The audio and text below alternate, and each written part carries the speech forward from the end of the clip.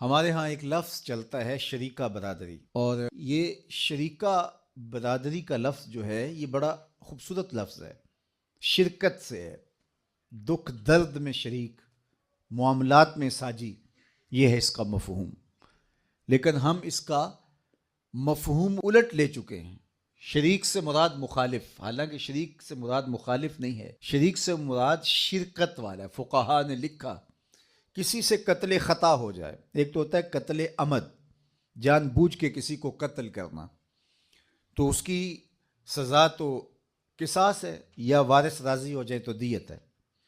لیکن کسی نے جان بوجھ کے کسی کو قتل نہیں کیا، قتل عمد نہیں تھا، قتل خطا تھا، دور سے اس نے شکار کے لیے تیر چلایا تو وہ جا کے کسی جنگل میں کام کرتے ہوئے شخص کو لگ گیا، تو یہ قتل عمد نہیں تھا، قتل خطا تھا، تو اس کا قصاص نہیں ہے شرعاً، اس کی دیت ہے۔ تو جب قتل خطا کی دیت دی جائے گی تو اگر جس شخص سے قتل خطا ہو گیا اور وہ دیت دینے کی صلاحیت نہ رکھتا ہو، 200 اونٹ اس کی دیت بنتی ہے تو اتنے وہ کہاں سے دے گا، اتنی اس کی طاقت نہیں ہے، تو پھر یہ جس کو ہم شریکہ برادری کہتے ہیں، فقہا نے لکھا ہے کہ یہ کام کریں گے اس کے ساتھ، اس کی جان چھڑانے کے لیے اپنے مال سے اس کی دیت ادا کریں گے۔ کیوں؟ اس لیے کہ یہ شریک ہے اس کے، ان کا شریک ہونا متقاضی ہے اس بات کا کہ وہ اپنے بھائی کی جان چھڑائیں اور اس کے لیے دیت دیں، تو یہ تو پھر دکھ درد کے ساجی ہوئے، نہ کہ مخالف ہوئے۔ تو صلہ رحمی ہمارے دین نے ہمیں سکھائی ہے۔ آقا کریم علیہ السلام نے جب فتح مکہ کیا تو اس وقت قریش تھر تھر کانپ رہے تھے، کیونکہ انہوں نے جو آقا کریم علیہ السلام کو اذیتیں دی تھیں، تکلیفیں پہنچائی تھیں، کوڑے پھینکے حضور علیہ الصلاۃ والسلام کے دروازے پر، کانٹے پھینکے حضور کی راہوں میں، اور عقبہ بن نبی معیط نے اجریاں ڈلوائیں، اسی طرح باقی لوگوں نے جو جو اذیتیں پہنچائیں سب کو یاد تھی۔ اب آقا کریم جب فاتح بن کے مکہ المکرمہ میں داخل ہوئے تو یہ تھر تھر کانپ رہے تھے، انہیں لگتا تھا کہ ہماری گردنیں کاٹ دی جائیں گی، اور اگر ہمیں بہت ہی چھوٹ ملی تو جان کی امان بھی پا چکے تو اتنا ضرور ہوگا کہ ہمیں شہر بدر کر دیا جائے گا، اور وہ اس کے لیے ذہنی طور پہ تیار تھے۔ تو یہ جمع ہو کے حضور علیہ السلام کے پاس جب آئے تو آقا کریم نے فرمایا بتاؤ میں تمہارے ساتھ کیا سلوک کروں، تو انہوں نے رحم کی بھیک مانگتے ہوئے کہا کہ کریم باپ کے کریم بیٹے ہیں آپ، ہم آپ سے خیر کی توقع رکھتے، اور ان کے دل میں یہ تھا کہ ہمیں شہر بدر کر دیا جائے گا، چلو ہماری گردنیں کٹنے سے بچ جائے۔ تو آقا کریم علیہ السلام نے جو جواب دیا تو ان کی آنکھیں حیرت سے پھٹی کی پھٹی رہ گئی کہ آقا کریم نے فرمایا کہ آج میں تمہارے ساتھ وہی سلوک کروں گا جو میرے بھائی یوسف نے اپنے بھائیوں کے ساتھ کیا تھا، اور فرمایا اذهبوا انتم الطلقاء لا تثریب علیکم اليوم، جاؤ تم سب آزاد ہو، آج تم سے کسی قسم کا کوئی مواخذہ نہیں ہوگا۔ تو یہ حیرت زدہ ہو گئے کہ ہم نے تو کوئی دقیقہ فروگزاشت نہیں کیا تکلیف پہنچانے میں، ہم نے تو کوئی اذیت نہیں چھوڑی جو ان تک نہ پہنچائی ہو، لیکن آج ان کا یہ رویہ، تو رشتہ داروں کے ساتھ یہ سلوک، جب آپ قابو پا لیتے ہو کسی کے اوپر تو پھر جو ہے وہ تکبر سے اچھل کے چلنے کی ضرورت نہیں ہوتی ہے، بلکہ معاف کرنے کی ضرورت ہوتی ہے۔ اور اللہ کے محبوب علیہ السلام نے 3 چیزیں قسم کر کے کی ہیں۔ حضرت ابو کبشہ الانماری رضی اللہ تعالیٰ عنہ سے یہ روایت مروی ہے، آقا کریم نے فرمایا کہ 3 چیزیں میں قسم کر کے کہتا ہوں، ان میں سے ایک، جب کوئی شخص کسی کو معاف کر دیتا ہے، حضور نے فرمایا میں قسم اٹھا کے کہتا ہوں کہ اس کی عزت میں کمی نہیں ہوتی، معاف کر دینے سے کوئی فرق نہیں پڑتا، فرمایا یہ چیز میں قسم کر کے کہتا ہوں۔ تو آقا کریم نے سب کو معاف کر دیا۔ مکے کی سرزمین سے جب حضور نے دعوت کا آغاز کیا تو بڑے تھوڑے لوگ تھے کہ جنہوں نے ابتداً اسلام کی دعوت کو قبول کیا، اور ان لوگوں میں 2-4 لوگ چھوڑ کے باقی سارے لوگ انتہائی غریب تھے، اور غلاموں کی ایک تعداد تھی۔ حضرت بلال حبشی رضی اللہ تعالیٰ عنہ، حضرت زنیرہ اور حضرت عمار ابن یاسر رضی اللہ تعالی عنہ کا خاندان، یہ وہ لوگ تھے کہ جنہوں نے اس دعوت کو قبول کیا اور پھر عزیمت کی داستان رقم کی۔ 13 سال کی مسلسل تگ و تاز کے بعد جب یہ قافلہ سخت جاں یہاں سے رخصت ہو کے مدینے پہنچا تو اللہ نے ان کے سینوں میں، اہل مدینہ کے دلوں میں ایمان کی شمع روشن کی تو مسلمانوں کی ایک معقول تعداد بن گئی۔ اسلام اور کفر کا پہلا معرکہ جو بدر کے مقام پہ ہوا، اس میں مسلمانوں کی تعداد 313 تھی۔ یہ تعداد کفار کے مقابلے میں بہت تھوڑی تھی، کیونکہ وہ 1000 کا لشکر لے کر کے آئے تھے، اور یہ جو 313 تھے یہ بھی مسلح نہیں تھے سارے۔ 2 گھوڑے تھے ان کے پاس، 6 زرہیں تھیں اور 8 تلواریں تھیں، 70 اونٹ تھے اور باری باری سوار ہوتے تھے۔ اور میں نے پڑھا ہے کہ وہ تلواریں بھی سلامت نہیں تھیں، کسی کا دستہ ٹوٹا ہوا تھا، کسی کی نوک ٹوٹی ہوئی تھی، کسی کو دندانے پڑے ہوئے تھے، کوئی زہر میں بجھنے والی تھی۔ اور جن کے پاس تلواریں نہیں تھی انہوں نے مدینے سے نکلتے ہوئے کھجوروں کی شاخیں توڑ لے۔ یہ اللہ کے مجاہد تھے، چلے تھے جنگ کرنے کو۔ یہودی اور عیسائی اپنی دکانوں پہ بیٹھ کے مسلمانوں کے اس گزرتے ہوئے قافلے کو دیکھ کر کے کہنے لگے، مسلمانوں تمہارے پاس تو آلات حرب و ضرب ہیں نہیں، کس بل بوتے پہ جا رہے ہو؟ کون سا اسلحہ ہے تمہارے پاس؟ جنگیں تو اسلحے سے لڑی جاتی ہیں، اسلحہ تمہارے پاس ہے ہی نہیں۔ تو مسلمانوں نے جو جواب دیا اس کو مورخ اسلام حفیظ جلندری نے اپنے شاہ نامے میں لکھا۔ حضور بھی چادر رحمت اوڑے اوڑے آگے جا رہے تھے، انہوں نے اشارہ کیا حضور کی طرف اور کہا، نہ تیغ و تیر پر تکیہ، نہ خنجر پر، نہ بھالے پر، بھروسہ ہے تو اس سادی سی کالی کملی والے پر۔ 16 رمضان کو یہ قافلہ بدر کے مقام پہ عمیر کی نظروں سے گزر رہا تھا،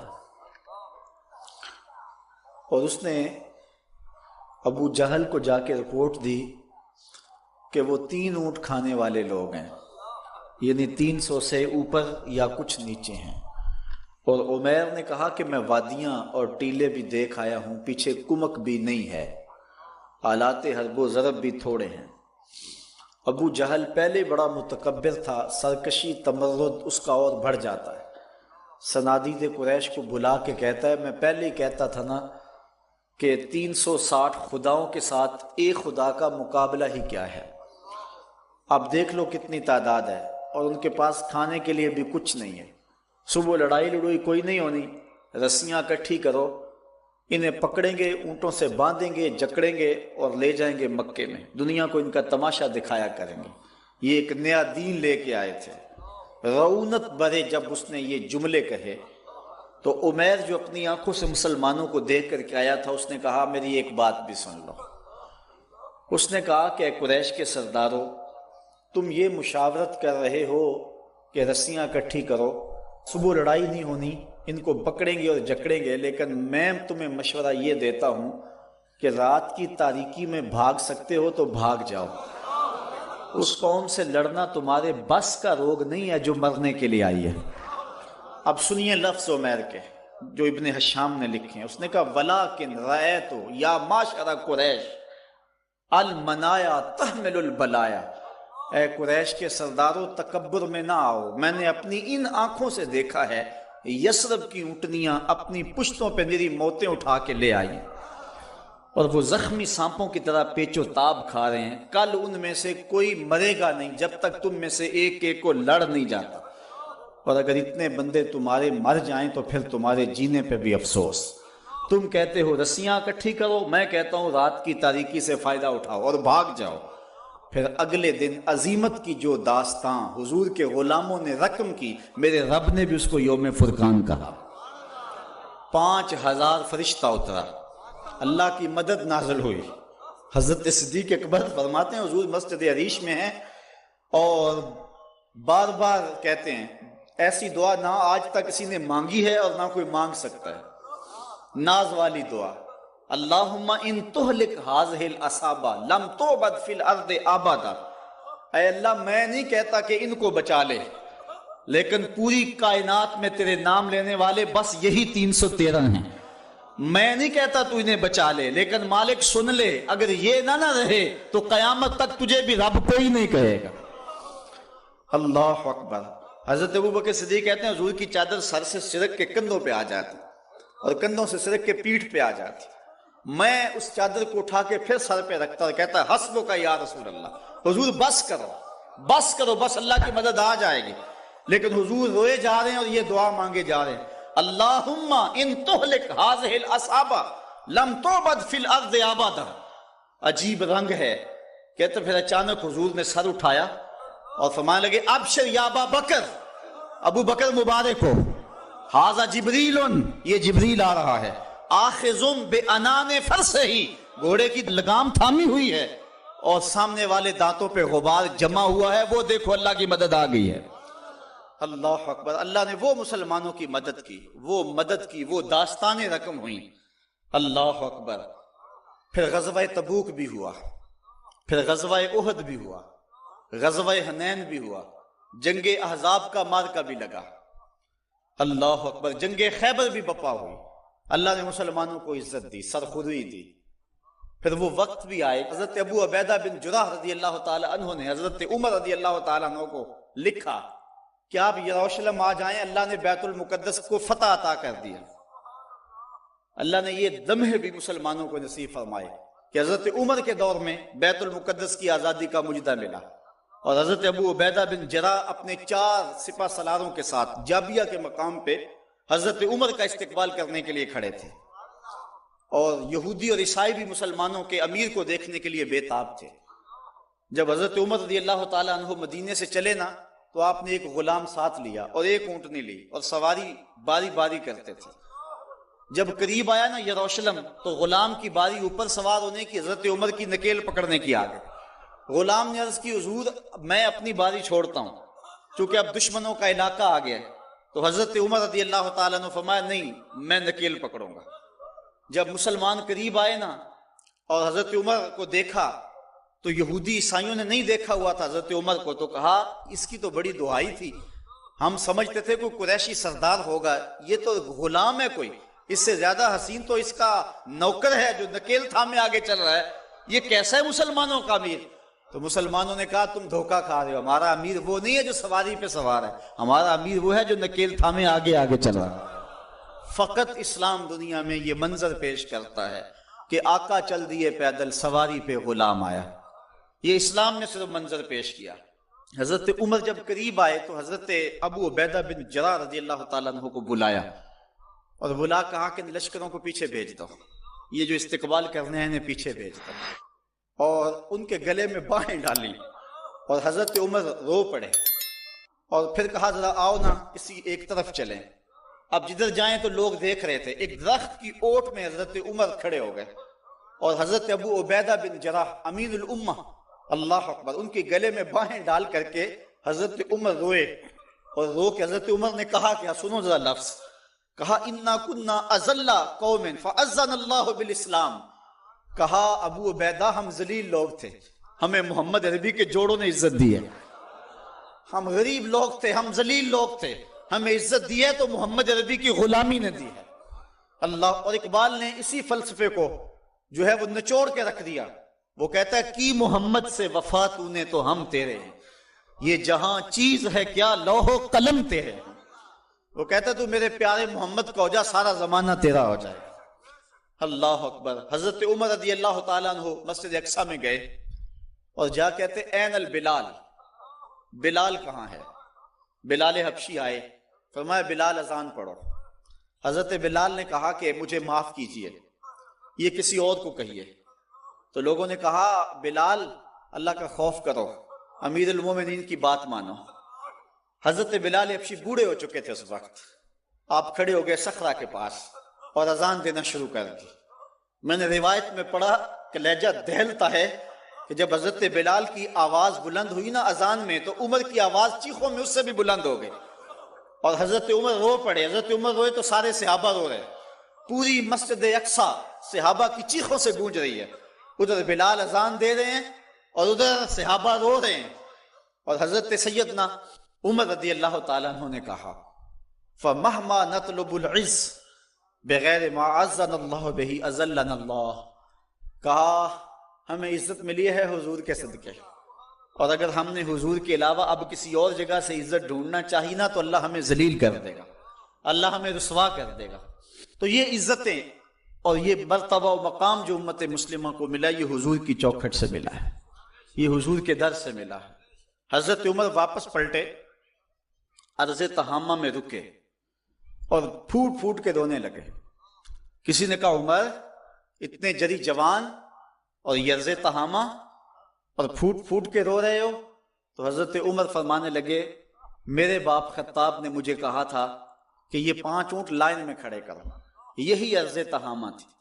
کہتے ہیں میں اونٹ لائن میں کھڑے کرنے لگا تو آگے والا سیدھا کرتا تو پیچھے والا ٹیڑھا ہو جاتا، پیچھے والا سیدھا کرتا تو آگے والا ٹیڑھا ہو جاتا۔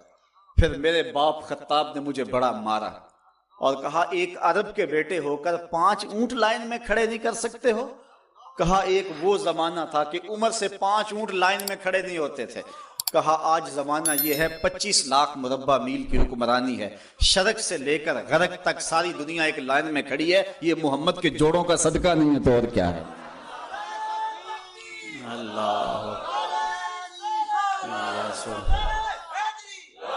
کی محمد سے وفا تو نے تو ہم تیرے ہیں، یہ جہاں چیز ہے کیا لوح و قلم تیرے ہیں۔ حضور سے وفا کے رشتے کو استوار تو کر کے رکھ۔ حضرت سفینہ رضی اللہ تعالیٰ عنہ حضور کے صحابی ہیں، جنگل میں جا رہے ہیں، ایک شیر نے انسانی بو پائی تو آپ کی طرف دوڑتا ہوا آیا۔ ایک شیر کو آتے ہوئے دیکھ کر کے حضرت سفینہ گھبرائے نہیں ہیں، بلکہ شیر کو کہتے ہیں یا ابا الحارث انا مولا رسول اللہ، اور جنگل کے شیر جانتا نہیں میں کون ہوں، میں حضور کا غلام ہوں۔ شیر نے دم ہلانی شروع کر دی اور آگے چلنے لگا، اور اس نے زبان حال سے کہا اگر تو حضور کا غلام ہے تو میں تیرا غلام ہوں، تو حضور سے وفا کا رشتہ استوار کر کے تو دیکھ، سارا زمانہ تیری غلامی اختیار نہ کر گیا تو کہنا حضور سے محبت کا رشتہ استوار کر، تعلق کا رشتہ استوار کر۔ آج ہماری ناکامی یہ ہے کہ حضور سے ہم دور ہو گئے۔ اقبال نے اس دکھ کو اپنے انداز میں بیان کیا، اے تہی از ذوق و شوق و سوز و درد، می شناسی اسر ما با ماچ کرد، اسر ما ماز ما بیگانہ کرد، از جمال مصطفیٰ بیگانہ کرد۔ وہ کہتا ہے تو سمجھتا ہے کہ ہمارے ساتھ کیا ہوا ہے؟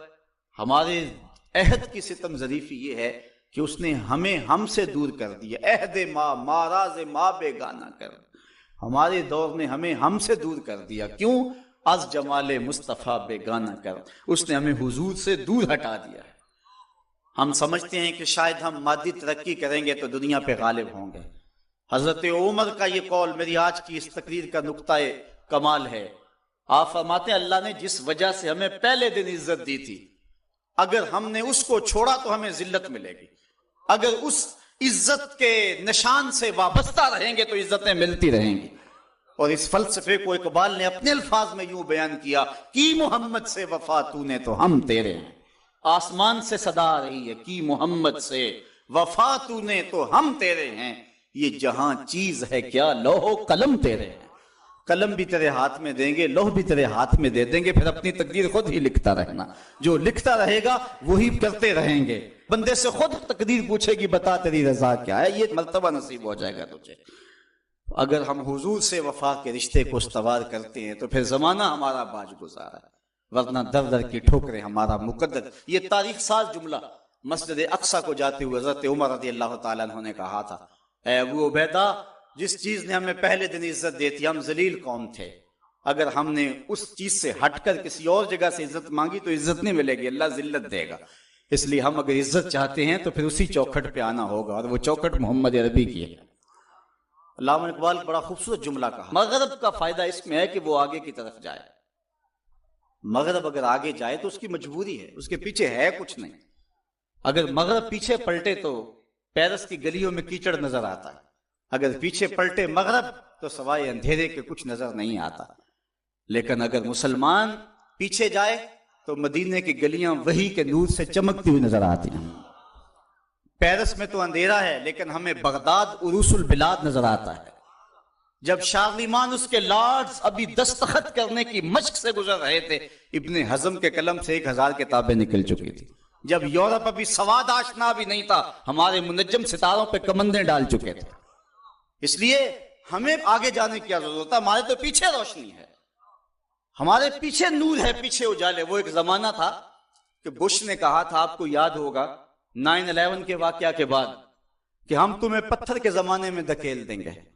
تو مصطفی اجتماع کے موقع پہ میں نے متصل چند دن بعد بیان کے گفتگو کرتے ہوئے کہا تھا کہ گوری چمڑی والوں کے لیے پتھر کا زمانہ تو نامانوس ہوگا، لیکن ہماری زندگی کا سارا حسن تو اسی پتھر کے زمانے میں پڑا ہوا ہے۔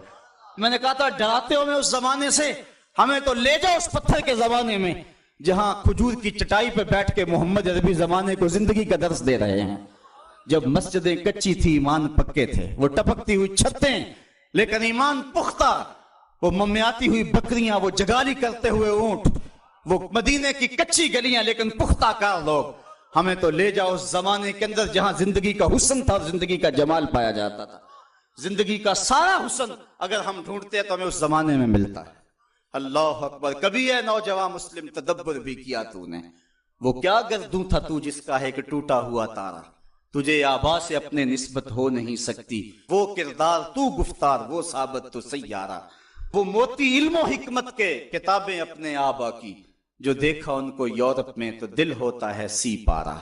صاحبو آئیے ہم اپنے اس دور کی طرف پلٹنے کی کوشش کریں، اس دور حسین کی طرف، اس خوبصورت زمانے کی طرف، محبتوں کے اس سلسلے کی طرف جہاں نور ہی نور اور روشنی ہی روشنی نظر آتی ہے، جہاں اجالے ہی اجالے نظر آتے ہیں، جہاں محبتوں کے کھلے ہوئے گلاب نظر آتے ہیں۔ ہماری زندگی کا سارا حسن، ہماری زندگی کا سارا جمال اور ہماری زندگی کی ساری روشنی اسی دور فرخ فال کے اندر ہے اور اسی دور حسین کے اندر ہے۔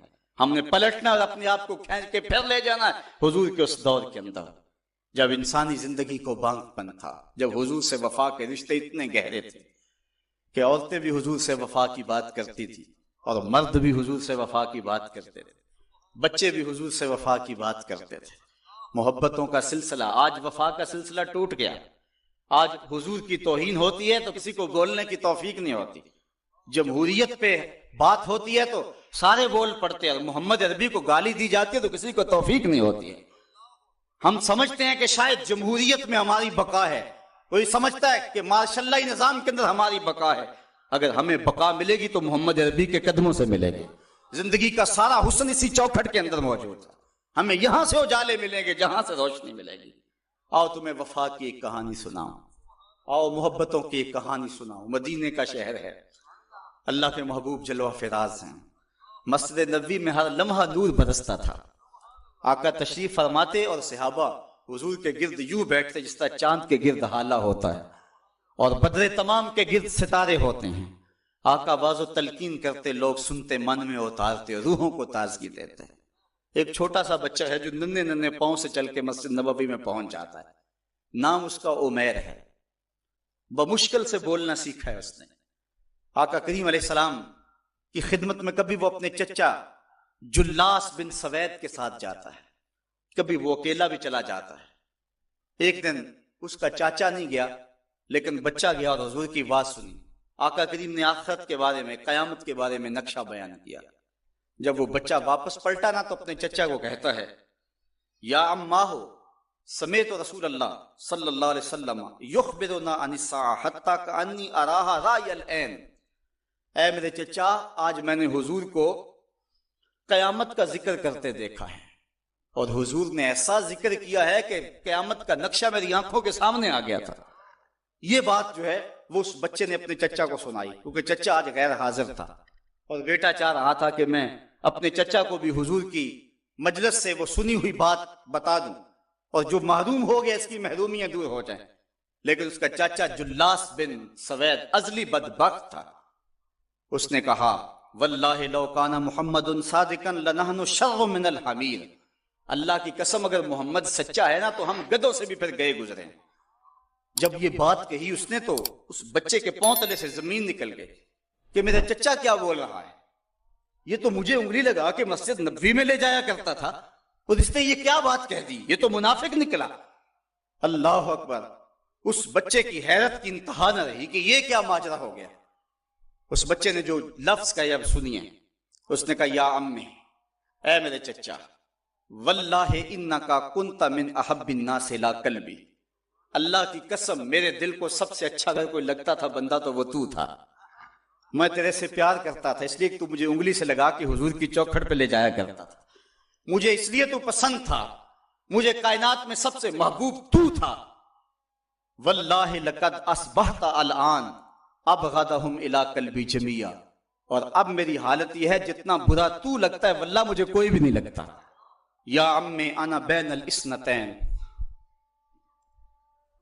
ہمارے ماں باپ قربان اس بچے کے۔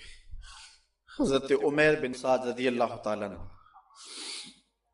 کہتا ہے یا امی، اے میرے چچا، واللہ انکا کنت من احب الناس الی قلبی، اس زمانے میں سب سے پیارا مجھے تو لگتا تھا، واللہ لقد اصبحت الان ابغضهم الی قلبی جمیعا، اور آج سب سے زیادہ مجھے برا تو لگتا ہے۔ آگے لفظ سنیے بچے کے، یا امی انا بین الاثنتین، چچا جی اب میں ایسے دو راہے پہ کھڑا ہو گیا ہوں، دو راستے جاتے ہیں، ایک راستہ تو میرے لیے یہ ہے اما ان اخون اللہ و رسولہ فلا اخبر الرسول، ایک راستہ تو یہ ہے کہ میں اللہ اور اس کے رسول سے خیانت کروں اور جو تیری بات ہے وہ رسول اللہ کو نہ بتاؤں، ایک تو یہ راستہ ہے کہ میں حضور سے خیانت کروں، اللہ سے بھی خیانت کروں، اور جو تو نے کہا ہے، جو تو نے بدتمیزی کی ہے، میں وہ بات حضور کو نہ بتاؤں۔ وَإِمَّا أَنْ أُخْبِرَ الرَّسُولَ وَلْيَكُمْ مَا يَكُونُ، اور دوسرا راستہ میرے پاس یہ ہے کہ جو تو نے کہا ہے میں جا کے حضور کو بتاؤں، پھر جو ہو سو ہو۔ بس اب میرے پاس دو ہی راستے ہیں۔ فقال جلاس بن سوید، اس کے چچا جلاس بن سوید نے کہا انت طفل غض لا یصدقک الناس فقل ما شئت، تو نا سمجھ سا بچہ ہے، چھوٹا سا بچہ ہے، تیری بات کس نے ماننی ہے، جا جو جی چاہتا ہے کہہ لے۔ وہ بچہ اٹھا اور حضور کی مجلس میں پہنچ گیا، حضور کی چوکھٹ پہ حاضر ہوا، اور وہ بچہ کیا کہتا ہے، صاحبو ان کانوں سے نہیں، ان جملوں کو دل کے کانوں سے سننا ہے، اور اس دعا کے ساتھ اللہ ہماری نسل کو بھی حضور کا ایسا پیار دے، حضور کی محبت میں دے۔ وہ کیا کہتا ہے، یا رسول اللہ صلی اللہ علیہ وسلم الجلاس بن سوید خان اللہ و رسولہ، حضور جلاس بن سوید نے اللہ اور اس کے رسول سے خیانت کی ہے، وَهُوَ عَمِّي، اور میرا چچا لگتا ہے۔ اگلے لفظ سنیے، وَقَدْ تَبَرَّأْتُ إِلَى اللَّهِ ثُمَّ إِلَيْكَ مِنْهُ، حضور میں پہلے اللہ کے حضور پھر آپ کے حضور اس سے بیزاری کا اعلان کرتا ہوں، حضور میرا اس سے کوئی تعلق نہیں ہے، میرا اس سے کوئی واسطہ نہیں ہے، میں اللہ سے بھی کہتا ہوں میرے مالک میرا چچا سے کوئی تعلق نہیں ہے چونکہ وہ تیرے محمد کا دشمن ہے۔ حضور میں آپ سے بھی کہتا ہوں کہ میرا میرے چچا سے کوئی تعلق نہیں ہے چونکہ وہ آپ کا دشمن ہے۔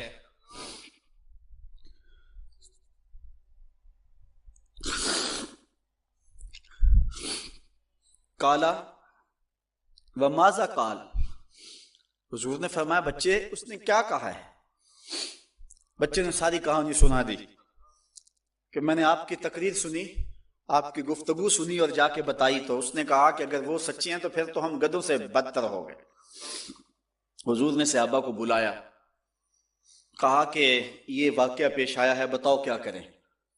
صحابہ نے عرض کی ھذا طفل صغیر لا تصدقه فهو لا یعی ما یقول والجلاس بن سوید یصلی معنا وهو شیخ کبیر وعاقل، حضور یہ بچہ چھوٹا ہے، کم عقل ہے، کم سمجھ ہے، یہ تو اپنی بات بھی نہیں صحیح طرح سمجھ سکتا، جو کہتا ہے تو وہ بھی نہیں جانتا، اور جلاس بن سوید بڑی عمر کا آدمی ہے، ہمارے ساتھ نمازیں پڑھتا ہے اور عاقل شخص، تو آپ اس بچے کی بات کی پرواہ نہ کیجئے، اور اس کی خبر کی تصدیق نہ کیجیے۔ ادھر جلاس بن سوید کو جب پتا چلا تو اس نے بھی قسمیں کھانی شروع کر دی کہ میں نے تو کوئی بات کہی نہیں ہے، ایک چھوٹے سے بچے نے جا کے ویسے ہی بات کر دی۔ تو حضور نے اس بچے کی بات کو نظر انداز کیا صحابہ کے کہنے پہ۔ اب اس بچے نے جب دیکھا کہ میری بات حضور نے قبول نہیں کی ہے تو اس نے جھولی پھیلا لی اور آسمان کی طرف دیکھ کر کے کہا اللہم ان کنت صادقا فصدقنی وان کنت کاذبا فکذبنی، اے اللہ اگر میں جھوٹا ہوں تو مجھے جھوٹا کر دے، اور اگر